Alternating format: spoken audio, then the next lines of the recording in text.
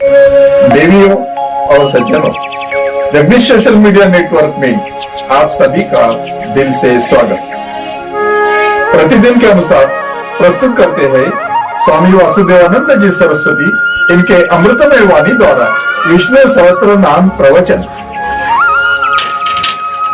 प्रथम नमन आपको। जय गुरुदेव। श्री विष्णु सहस्त्रनाम ज्ञान यज्ञ प्रवचन क्रमांक 325, श्लोक क्रमांक 47 और नाम क्रमांक 309। ओम तत्सत। ओम आकाशे तारकं लिंगम पाताले हाटकेश्वरम मृत्युलोके महाकालम लिंगत्रयं नमोस्तुते। ओम त्र्यंबकं यजामहे सुगंधिं पुष्टिवर्धनम् उर्वारुकमिव बन्धनान् मृत्युर्मुक्षीयमामृतात्।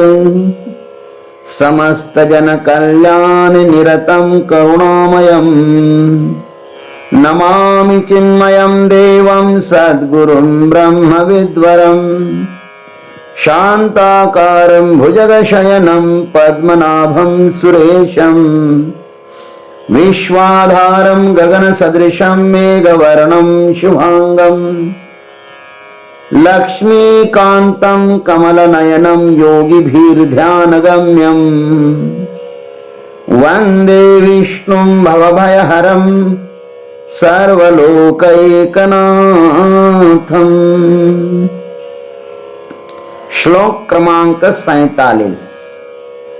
इष्टा विशिष्टः शिष्टेष्टः शिखंडे नहुषो वृषः क्रोधः क्रोधकृत्कर्ता विश्वबाहुर्महीधरः। ओम अविशिष्टाय नमः। ओम तत्सत। हम सभी लोग जिस उपर्युक्त इष्ट नामक परमात्मा की उपासना करते हैं ना, प्रत्येक व्यक्ति अपने इष्ट की उपासना करता है। लेकिन प्रश्न यह है कि वह इष्ट है कहां पर?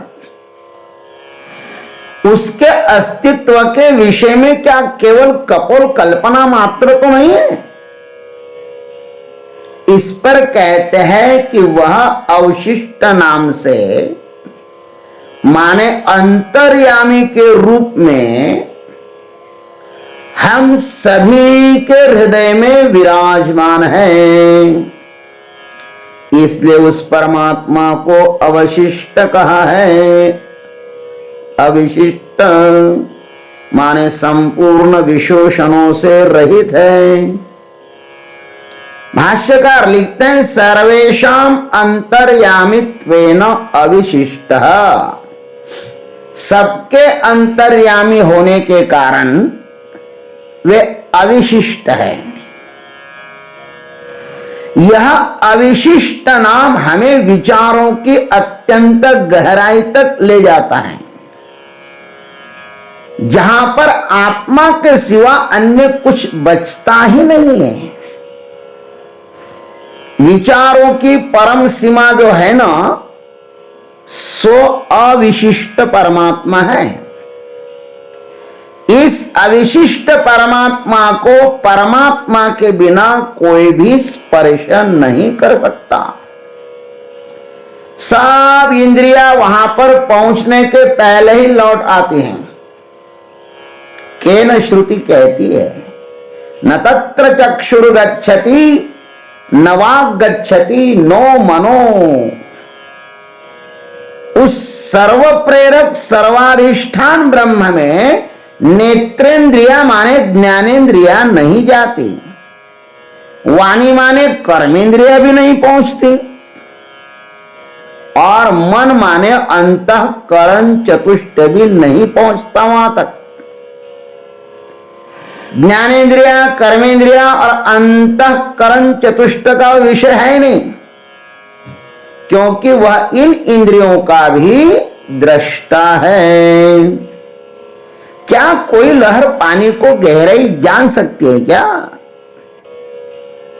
कोई लहर पानी की गहराई को जान सकती है? अथवा क्या कोई अलंकार स्वर्ण को जान सकता है? वैसे ही यह समूचा संसार अपने अधिष्ठान परमात्मा को नहीं जान सकता। वह इस अस्तित्व का मूल मात्र है। गीता जी में स्पष्ट कहा है, इंद्रियाणि पराण्याहु इंद्रियेभ्यः परम मनः मनसस्तु परा बुद्धि यो बुद्धे परतस्तु सः। इस स्थूल शरीर से तो इंद्रियों का पर, उस स्थूल शरीर से इंद्रिया क्या है? पर माने श्रेष्ठ है, बलवान है और सूक्ष्म है। इंद्रियों से परे मन है और मन से परे बुद्धि है और बुद्धि से भी परे है वह परमात्मा। यह क्रम गीता जी का है। और कठश्रुति ने तो आत्मा से आगे और भी 3 कड़ियां जोड़ दी है। वो कौन कौन से, वो भी सुन लीजिए। इंद्रियेभ्य परा ह्यर्थ अर्थेभ्यश्च परम मनः मनसस्तु परा बुद्धि बुद्धे आत्मा महान परः महतः परम व्यक्तम अव्यक्तात् पुरुष परः पुरुषान्न परम किंचित सा काष्ठा सा परागति। क्योंकि इंद्रियों के अपेक्षा उनके विषय सूक्ष्म हैं, विषयों से मन सूक्ष्म है, मन से भी बुद्धि बलवान है, तथा बुद्धि से ही महान आत्मा माने उन सबका स्वामी होने के कारण अत्यंत श्रेष्ठ है, बलवान है। महत अर्थात जीवात्मा से अव्यक्त, अव्यक्त अर्थात भगवान की माया शक्ति बलवान है, पर है, और अव्यक्त माया शक्ति से भी श्रेष्ठ है परम पुरुष परमात्मा। परम पुरुष परमात्मा से श्रेष्ठ बलवान और कुछ भी नहीं है।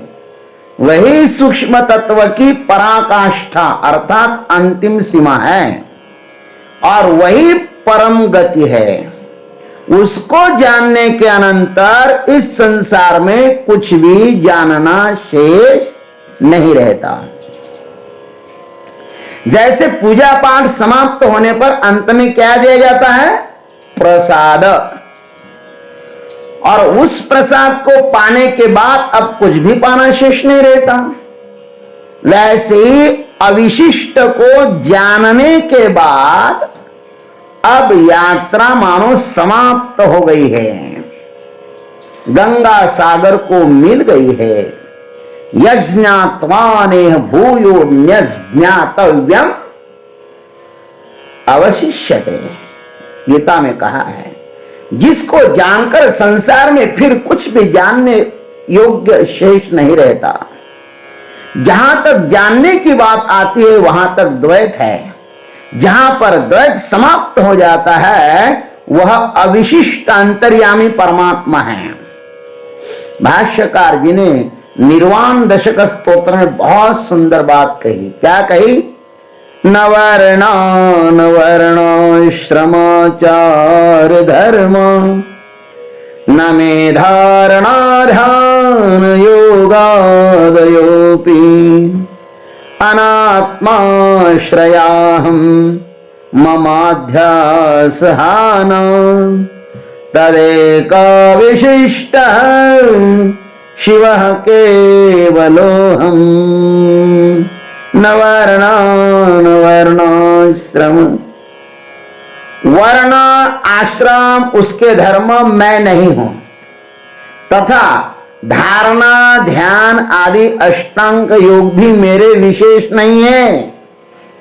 उन सब का शेष रूप अविशिष्ट और विशिष्ट मैं ही हूं।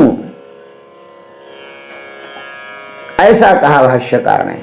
जो अविशिष्ट परमात्मा है वह सबके भीतर अंतर्यामी के रूप में विराजमान है।